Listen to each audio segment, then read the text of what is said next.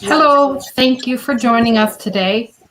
Travel Time TPI is a full-service agency with locations in the US and in Canada, and we're bringing you these sessions to bring you some valuable information that you can put new destinations maybe on your bucket list for when you're free to, and able to travel again. Thank you today to my guests who've joined me today. Donna Hearn is one of our team members at Travel Time, and she has experience with travel to Ireland. So we will be able to chat and bring you some questions and answers and things at the end of the call today. And our guest speaker is Orla from Royal Irish Tours. And welcome to both of you. Orla, it's a pleasure to have you on the show again today. Thank you, Lois, and thank you, Donna, as well. Yeah, it's been 9 months since we did this the last time, and thank you so much for having me on your Travel Talk Thursday again. So 9 months has been a long time and not so much, but there's still lots of things to talk about, and lots of things to get excited about, which I'm happy to be bringing to you all today. And I know Donna's been to Ireland, and her son lives in Ireland, so yes. Ireland is close to your heart as well, Donna. Definitely. My son loved, actually when we were in Ireland, my son loved it so much that he decided that he was going to return and live there.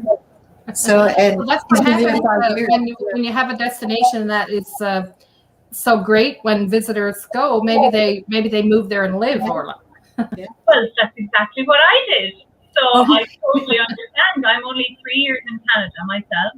And we came over on a visa, so a little bit different. It wasn't so much a holiday, and liked it so much that we're now permanent residents. So I totally understand the other side of how we did it. So it's two great destinations then. Canada and Ireland is a great pair. Exactly. And where we're located today in Newfoundland is the closest point in Canada to Ireland. So we have lots of Irish descendants and lots of Irish connections here. So I'm sure that there will be lots of people on the call today who will be very interested in watching and learning about everything that you have to share. And just to mention as well, that if you're on the call live, you're welcome to put questions in the comments box, and we will bring them to Orla and Donna afterwards. I myself have been to Ireland twice as well, so I have some experience to draw from. And between the three of us, we would be happy to bring all the valuable information and answer the questions that you have. So Orla, I think you have some photos to share with us that I think will be a great addition for people to start off with. Yes, I certainly do. I know we were just talking before we went live about the weather. The weather over there has been fantastic the past couple of days, which is great for everyone, especially during a lockdown time. But really, and I know we get asked this so often, is what's the weather like over there and the best time to go with seasons? And I'm sure both of you, both Donna and Lois, remember that you kind of get all 4 seasons in one day, which can be a good thing and a bad thing, because it can really help you decide on that day. You can be spontaneous and decide what to do. But at the same time, everything is open. You just make sure you have your layers and your rain jacket, and you're perfectly fine. But it is very mild. You do not get winters like we get here, and I'm in Ontario, let alone in Newfoundland. So they don't get weather like that. It's very mild throughout the year. But it really is a good time to go anytime throughout the year, weather-wise. I can add a little update about the weather. And I guess Newfoundland and Ireland is probably 2 places where the weather is not really the strong point. We kind of know we need to expect a lot of seasons in one day sometimes. One of my trips to Ireland was in July, and I brought a couple of sweaters with me that were kind of heavy sweaters, and I was thinking, I might need them in the evening, Little did I know I was going to wear both sweaters every day. Plus, we stopped at a store, and I went into a Marks and Spencer and bought a raincoat to go over the 2 sweaters. You should have known better.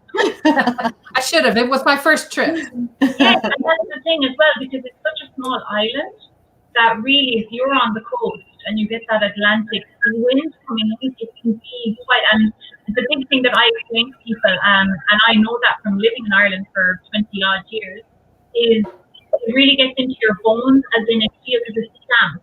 So it's not so much damp here. Like I would wear less probably layers, I wouldn't be able to stay out in it longer, obviously, in Canada with your -3. But it does, it gets into your bones. You really need to have layers, bring up the change pockets if you're going to somewhere like the cliffs, or if you're going to the beach or something, you're going to need a couple of extra layers, absolutely. Just before we continue, I see somebody has put a comment in the box that the sound is not good today. So it's, I guess, one of our regular listeners. Thanks, Kelly, for joining. And she's having trouble with the sound. So I'm not sure if it's all, I know I'm hearing a little bit of echo from Orla's sound. I'm not sure if it's not playing out of two devices, is it? No, I do have a webcam on, so unless it's that.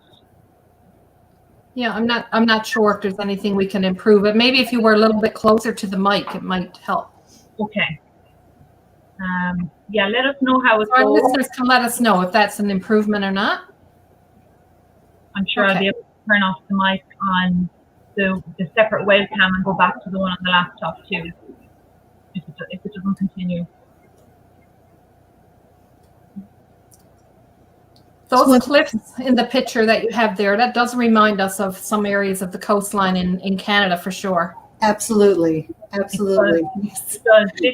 this is the Cliffs of Moher, which is very close to my home. I worked here for many years, but it's on the west coast. And it really is, well, it is one of the wonders of the world, one of the 7 wonders of the world. And so what I love about going here is people can see this both on the actual island, and you can also go by boat. So you can really take in how big, and you can just imagine, they don't look very tall here, but if you see right at the very, very tip, go in a little bit from the water to your left, that's a small little tower. And there is a visitor center there and a car.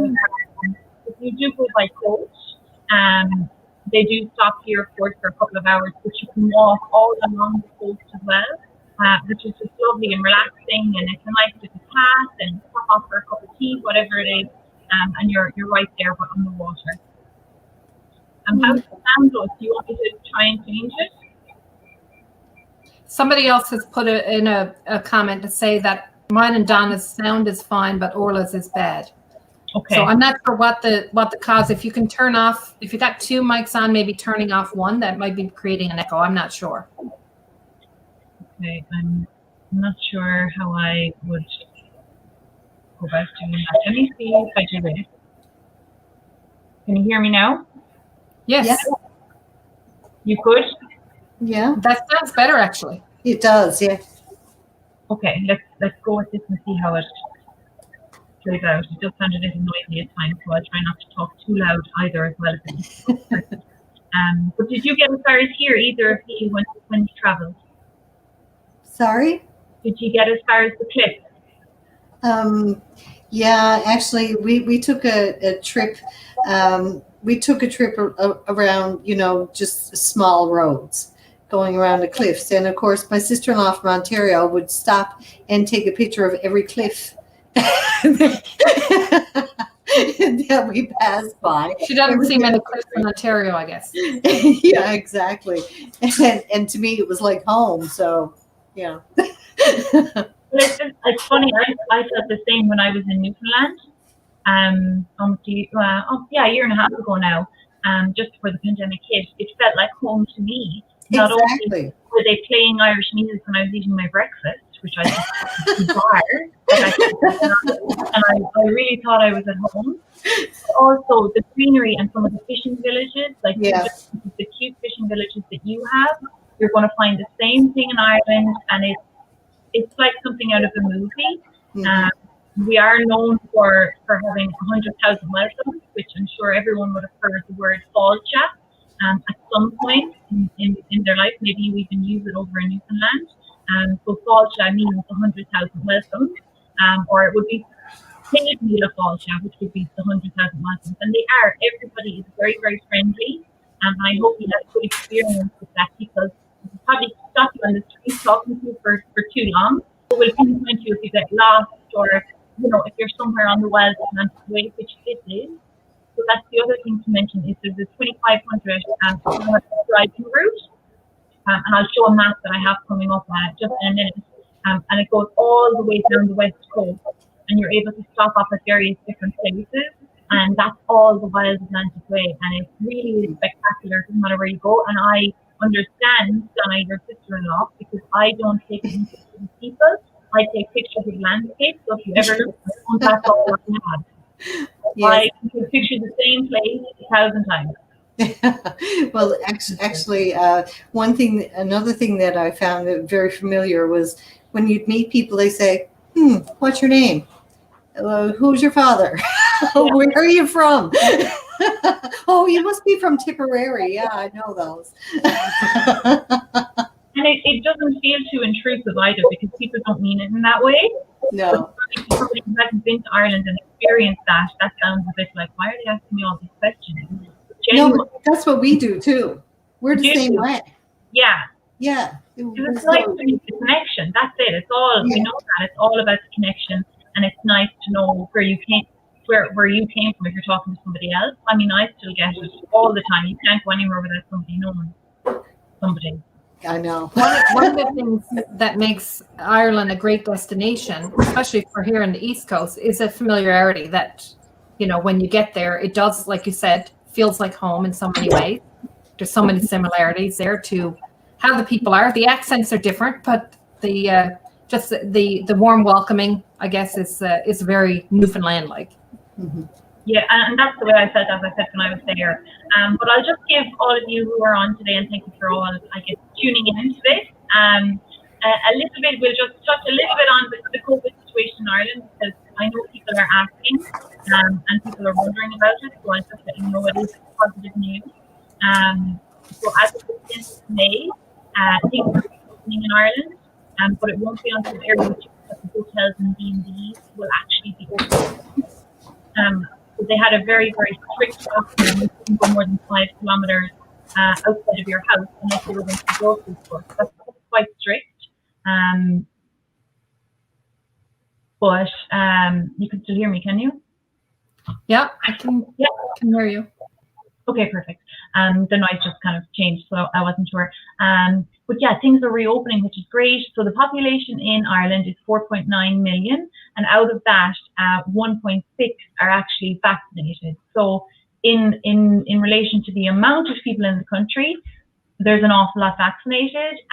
Obviously, everyone is having issues with the supplies, but you do have to quarantine right now for 2 weeks in a hotel. So that's why nobody is traveling right now. But they are hoping to have everything open again by the summer. So just wanted to touch a little bit on that it's all positive news.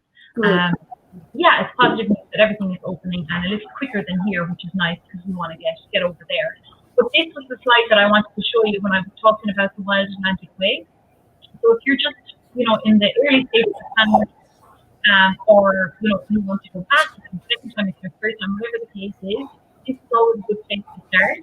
These are the main tourist areas and the different regions. So there are 3 main ones. There has since the 4th one being added. The Causeway Coastal Route, so that's a thriving route that's starting in Belfast all the way over to Derry, and that's Northern Ireland. So Northern Ireland is part of the UK, and they do use the British pound up there, whereas the rest of Ireland, the southern portion, including Donegal, they use the euro. So that would be, if anyone was planning on going to Northern Ireland for a couple of days, you have to go to Belfast or into Belfast City. If you're tracing your route, which a lot of people from Newfoundland are, they definitely have that tie. Belfast, because the last port of call, or one of the last ports of call, and of course the Titanic Centre is here as well. But you can trace your route. There are lots of experts who are there and you can plan ahead and organise virtual calls to get as much information on your family as possible. It's always nice to include a bit of ancestry too, once you get there, or maybe some cousins or whatever who put you up.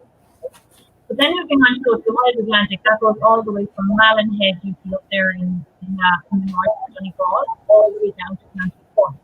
And that's where you're going to have the views of the sea cliffs, you can see Slieve cliffs, which are in Donegal, which are actually taller than Moher, but people don't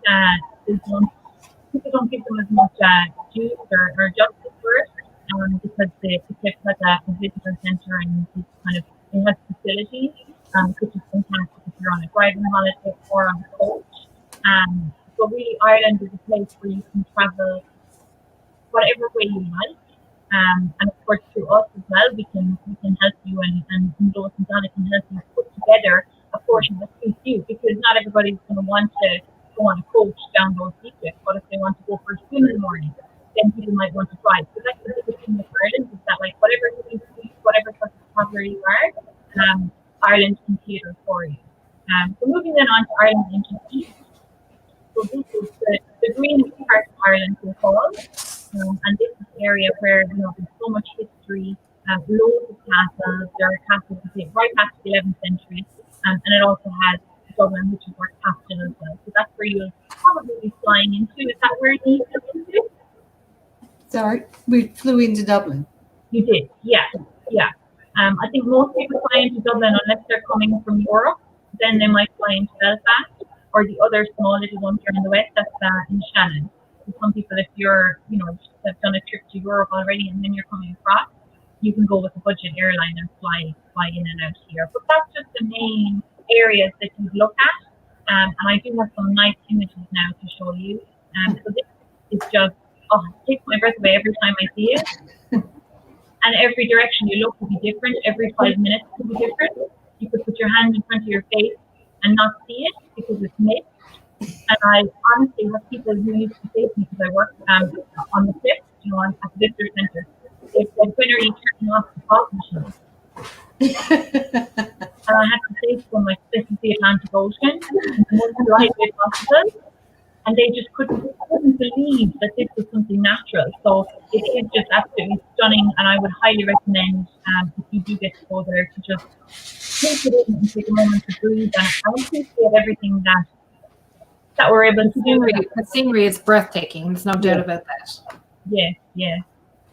So this then is just a lovely image, and I know, Donna, you have been down as far as Glendalough. Mm-hmm. Glendalough is one of the 6 national parks. But what did you find when you went to down to that area? Well, in Glendalough, first of all, you travel along these really tiny little roads, and which are terrifying sometimes.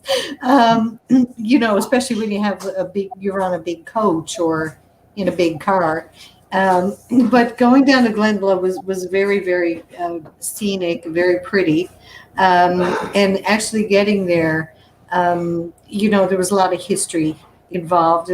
Again, the scenery was breathtaking, and just being around all of this history, it was amazing to me, because here in Canada we don't have generations upon generations of history like you do in Ireland. So that's one thing that I found fascinating, actually.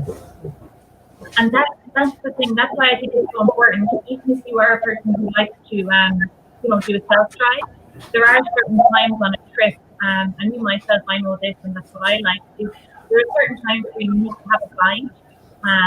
Maybe you don't want to go on a coach, but you can actually get a guide in a national park. A guide in a city, so down in Waterford, you could work with one of the guides maybe for an hour or 2 hours, just to get that history, because it's so vast that you could be reading for hours. Whereas I like to just go walk the town, see it, and then you can get the history that way from the locals. Yeah. And well, another thing too is that a coach trip like Royal Irish does have definite benefits, because everyone points out exactly what you should be seeing at that location, because there's so much to see that is very easy to bypass and miss something really, really cool.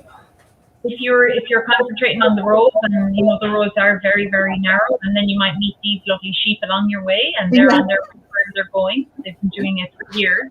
You're the stranger to them. It can be quite distracting, and you do miss out on that. So I actually took a coach myself 2 years ago. It was my first time ever taking a coach tour, and I just loved the freedom of it. That everything is zeroed right down to carrying my bag. It really is a very nice way to travel with small groups and all of that. So it's just preference to each individual, and I'd highly recommend a coach. I'm sure you would too, if it's your first time there as well. I wouldn't be going for a drive-in holiday straight off. Maybe the chauffeur-driven option, but the coach is a great way to go. Yes, definitely. Mm-hmm. So onto the lovely accommodations that they have. So as I mentioned with the castle, the history and the culture in Ireland is huge, and that's one of the main reasons why people travel. So as well as the people being very, very friendly and accessory proximity. So as you said, you're the closest point and the most Irish island outside of Ireland to Ireland. And a lot of people love the accommodation. So a lot of the castles are, restored back to their natural glory, and they are now used as museums. But like this one, this is Dromoland Castle, and it's on the west coast. It's about maybe 45 to an hour from those cliffs, and a lot of people would stay here and do around the cost. But 4- and 5-star castles is just such a lovely, like the ending of a trip. If there was somebody on a honeymoon, even if you were a budget traveler, you can stay in lovely B&Bs for your first 6 nights, and then maybe have the luxury at the end. And there are castles all over the island.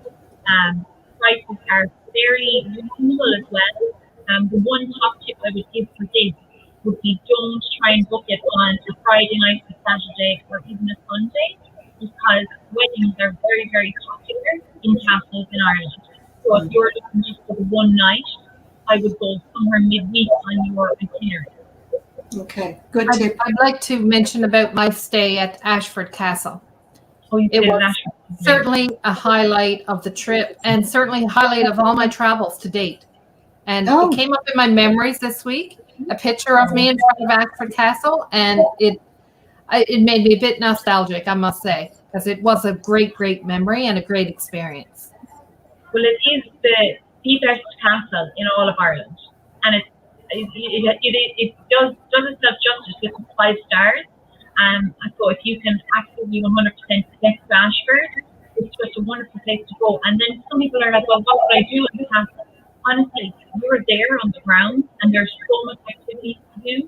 They might have a spa, they might have golfing, there's play shooting, horse riding, fishing. There is just an abundance of activity for both kids and adults. So it really is that tranquil experience and a lovely way to kind of sum up the end of the trip. But the standard of accommodation in Ireland is very, very high. So even a 3-star that we would recommend in Dublin City is as gorgeous and has lots of character to it as a 5-star, and it might be, quite a bit in the difference in price. So that's also good as well, that the standard of accommodation is very, very high. I see somebody's put a question in about if we know what the cost per night is for a castle room, and I don't know that you have that information, and I don't have that information, because there's a wide range of options for castles and types of accommodation. Usually a lot of the coach tours may, like as she just mentioned, have a night at one of the castles as part of the itinerary, in which case, it's part of the price you pay, so it's not an additional fee. Exactly. So there are two tours that we offer, and one is a deluxe coach tour, so it's maximum 26 guests, and you stay at a castle for 2 nights. One of your evening meals is there as well, and then there's a smaller coach tour that we have that only has 15 passengers, and you stay in the same castle, there's only castle for 1 night. But really, if you're looking at price, it could be anything from maybe $300 to $350 to $1,000. So Ashford Castle, you're looking towards $2,000, correct? But if you're looking at something right in the Midlands, midweek, maybe off-peak season, you could be looking at $350 or $400. So it really does vary. But the great thing is there's so many castles that we can work in with any sort of a budget to get you that experience, because each experience is the same, and a lot of them have worked for generations, the same families, and that's what makes these places different than any other hotel, is that they really care about their clients, and the staff have been passed down from generations as well, and their stories, and they're part of the furniture at this stage, and there's just great characters that you meet. So definitely you can work in with a budget and fit it in to whatever you have. There's one really good point as well about Ireland is that there are so many different types of accommodations and so many different price points, that you can really customize things to fit your budget. Exactly, and that's why I say, if you're a budget traveler, stick with the B&Bs. So they're B&Bs that they've all been approved by the tourist board, which you can log in and just reserve your space, and then you pay actually once you get there with a voucher. But it's a great way to have that local information too. Like Donna said, she visited all the smaller areas. But what a great way to do it than staying in someone's house where they'll tell you if you go down there at lunchtime in the morning and you can go traffic. Those insider information. So any budget can work for sure.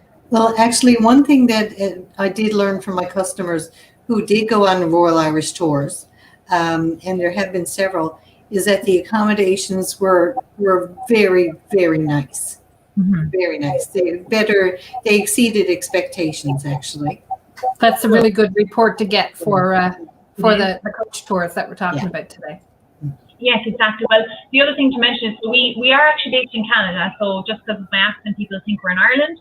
We are based in Ontario, and that's where our office is, but we do have an office in Dublin. So every year, they go to all of these hotels, make sure that they're up to the standard that we want. So they're all first-class hotels, so there's nothing, there's no corners being pushed when it comes to the standard of accommodation, and no hidden costs or anything like that. We don't believe in that. We don't believe in add-ons. Everything is there up front and the price is there for you. And this is another lovely property. It's in Northern Ireland. It's called the PM NST. And yes, the best property in Northern Ireland. Absolutely gorgeous, just outside Belfast. So it's just giving you a nice idea of the place that you can stay in. And we all need a bit of luxury at times, especially coming out of I've stayed in this one actually. You what, sorry? I've stayed in this one. Have you? The lowest one in Orla. She's a princess. Yes. You stay in the tower at the top. No, not in the tower. I had a very nice room though. Yes, no, that's a stunning property. I just clicked onto this one a bit too quick, but this is just this is actually up in Belfast. It's the Titanic Hotel, which is right by the Titanic Centre. But it's just showing you a big culture in Ireland and in the UK is afternoon tea. So even if you're not staying in these castles or manors or whatever, a lot of times people would go and stop off for afternoon tea. You can explore the grounds. A lot of times they have nice gardens and everything. So it is something nice to, if you're in the city, you can pop in and do this at lunchtime if you're on a nice girls trip. If you're on a family trip as well, just avail of the whole experience without actually staying the night there too. So there are lots of options like that too, and I would recommend an afternoon tea somewhere. It's very nice to indulge with the nice treats that they provide. That we did that at Ashford Castle, which was a superb experience there as well. Yeah, and it's nice because you can sometimes if the weather's nice, you can sit outside and take in the ground. It's just gorgeous. I have to say one thing as an avid tea drinker, having a cup of tea in Ireland is nothing like it because they always give you bickies. It's not just tea; they always give you little cookies too, little snacks. Yeah. Well, it's funny because if I went home and I had somebody call over to my house, or I went to someone's house, if they just give you a cup of tea, you'd never again visit. Because you're supposed to always have a packet of biscuits in the press or something to put them.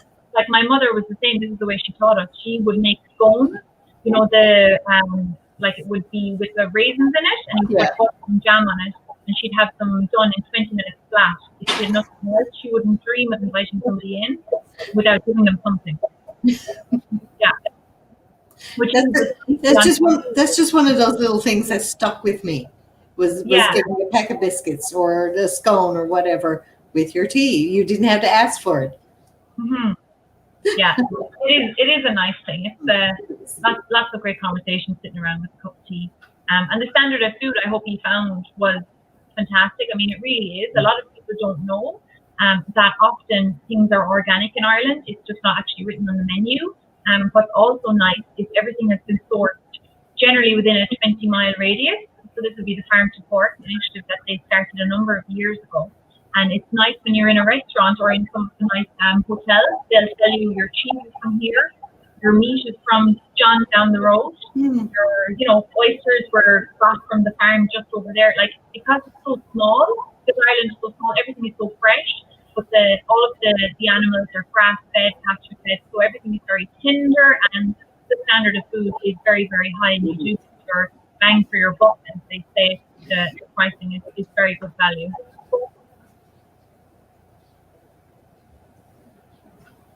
So this is just the city hall then in Belfast. So there are a number of lovely cities, as well as the countryside. So I'm from the country, I'm a country woman. I will always advocate getting into the countryside, but you can't go to Ireland without visiting either Dublin or Belfast. Really, you can't see all of Ireland in 1 week. You'll need to do 2, or at least maybe 10 to 12 days. But this is Belfast City Hall, and it's just a lovely place to be able to go for even the whole day. It's a completely walkable city, same as Dublin. So you can see an awful lot in one day. There aren't hop-on bus tickets or, a black taxi cab, which you will actually be brought around with a tour guide to get the history of Belfast during the Troubles. So it's nice to hear, as I say, firsthand from someone who's grown up in the area to be your guide, even if it's just for the day. But also in Ireland, there's a fantastic rail service. So there is a rail that goes daily from Dublin up as far as Belfast, and it also goes down south and to the west. So if you were, spending a couple of days in Dublin and you didn't want to go by coach, or you didn't want to drive, then there is a rail service as well. So it's very, very accessible for whatever sort of activity you are at, whatever activity level. And then this is going to show, I'm sure John remembers this well. This is what you'll see if you are brave enough to go drive or be on a chauffeur-driven option as well. So it really is those kind of narrow roads, not too many places to pull in and stop. So that's why obviously the coach is has its benefits and to be able to see out over everything as well. Or to go with the chauffeur option, so you can just take your time and keep and concentrate. On driving. But I'm sure, Don, you had one of your cousins who drove, or your himself. Did he drive? No, I did. I did, but I think even though it does have some benefits, I think I would prefer to go by coach so that I could relax. Because some of those roads are very narrow. Yeah, that's the pluses and minuses of the different ways that you can do and see a destination like Ireland. Driving yourself, you're navigating, and the driving for us, driving on the other side of the road, and all of the directions and things you're trying to maneuver. Whereas, the true luxurious experience is for a professional to be driving you, as you say, and handling your luggage and all of that you get with a Royal Irish Tour. And they're guides as well. You see, some people think, I can drive the car myself, but you're not getting that experience of them being your personal guide. And also where you might wake up in the morning and say, you know what, I don't want to leave the hotel yet for another hour. No problem. He'll come back and get you in an hour. Spend extra time at the cliffs if the weather is nice, or down in the Killarney National Park. Like, you really have the time to be yours. Obviously you would go with an itinerary, but it's only a suggested one. Your accommodations would be pre-booked, but you can really take advantage of somebody else doing all of the hard work for you. And it is very good value if you have more than 2 people. Naturally, you're splitting the cost over 4 or 5 or 6 people right up until 8. So it can be a great option for a family, a multi-generation family, just friends, golfers, like really anything. It's not for, it's really for everybody. Well, on that point too, Orla, we did a multi-generational trip in ages ranging from, say, 22 to 82. And, there was something for everyone. Yeah. Something for everyone, for sure. Yeah. And just on that too, so there are lots and lots of private hires. My granny turned 91 this year, but we had originally planned a 90th birthday last year for her, and it's a private hire in Ireland, and like that, it's for tiny cousins right up until my granny's age, where you go for the weekend and you have, avail of all of the facilities that are there, including your own chef. So So a lot of people would embrace their ancestry, go with their family. You know, we're all from all over the world, so we're going to meet there. That's going to be our base. And it can just be a lovely time to say, we're not going anywhere else here, and to catch up with everybody, or, you know, to have a destination wedding too. A lot of these places are fantastic options for that as well. And my top tip is to get into the countryside. At some point or other, get out there for a day, and it really is just an amazing place to go. And it will feel like home for a lot of people. So this is just another nice image for you. There's lots and lots of adventure as well. So this is a small beach off one of the Aran Islands, called Inishtir. So just on the west coast, very near the Cliffs of Moher that I mentioned, there are these 3 small islands. So they all speak Irish there, and they're part of the Wales area. So I'm sure a lot of you in Newfoundland maybe know some Irish words or know about the Wales area. So it's mostly the west of Ireland and a little bit of the coast, where they only speak Irish. They do speak English to, you know, guests and visitors, but they predominantly speak Irish for themselves. And it's just really step back in time, look around the road, walk over into Falls, get over there for a day trip. I mean, it's absolutely gorgeous. Surfing, horse riding, there's kind of very, very active tours as well, and of course the mountainous area all over various parts of Ireland, but mostly the west, and down in Glenglough as well, people will be on that side as well. That's actually, now that I see this picture, it's another thing that that really surprised me was the sandy beaches, the big sandy beaches. Couldn't believe it. Yeah, it really. That's a picture I had in my head. Yeah, I don't know if it's just because we're so small and there's like very strong winds or whatever comes in and clears the place out. Often beats a good dip in the ocean or walking along the beach, and it's just very, very tranquil. Very nice. Don't get a lot of the warm sun tanning weather, I guess, that you would put together with laying on a beach. Not really, although I don't get tanned anyway because I'm, you know, 100% Irish, very pale. But a friend of mine, she'll go out for the 1 or 2 days where you get 18, 19 degrees, and she'll be tanned and she'll be set. So you certainly can, and you can get burnt. It's just you can't really say, okay, go on that week, like in some of the sun destinations. Go that week and you're guaranteed this weather. You could get anything. So will I stop my share here? Sure. Yep. There you go. Perfect. That was some great images. Brought back some great memories, I think, to both of us from our time in Ireland. And I think that, you know, even just being able to see that destination has so much to offer, regardless of your interests, whether it's, you know, ancestry or scenic or food. You have a lot to offer. That's a good message for people to take away from this. And I think before we end off, I know that Royal Irish Tours is a very well respected, and we've sent clients with you guys that have come back with raving reviews. But maybe just go over what the client's experience is like. I know from the time that they're booking here in Canada, we handle that side of it here at Travel Time. But once they arrive in Dublin, say, you know, what is the guest experience like, and what can they expect? Yeah, very good question. So again, it would depend on what option of touring that they have picked. If you're doing a self-drive, then you're independent. But if you are doing maybe a chauffeur drive or going on a coach, then you will have somebody there to pick you up. But also the good thing is to know, even if you're on a self-drive, as I mentioned, we have an office in Dublin. So it's not like, oh my God, what time is it in Newfoundland? I have to ring Lois or Donna because I can't find my car, whatever it is. The number there, because there's no point trying to call us, because we don't know what the time difference, what it is. So really having our office there to help you out.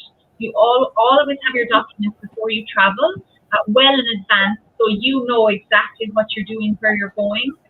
You'll be visited or checked up on, you know, to make sure that everything's fine in every accommodation that you go to.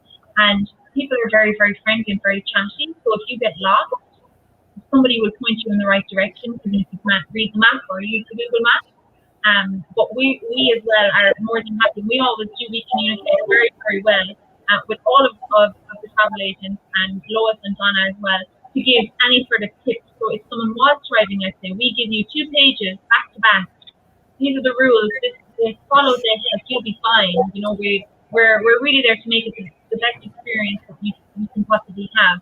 If we're Irish ourselves, so it's very important for us when we're planning something and setting something up that is something that you would enjoy as much as we would enjoy. So that's the most thing I can say, and anything is customizable. And that's what makes it very personal as well. It's whatever you want.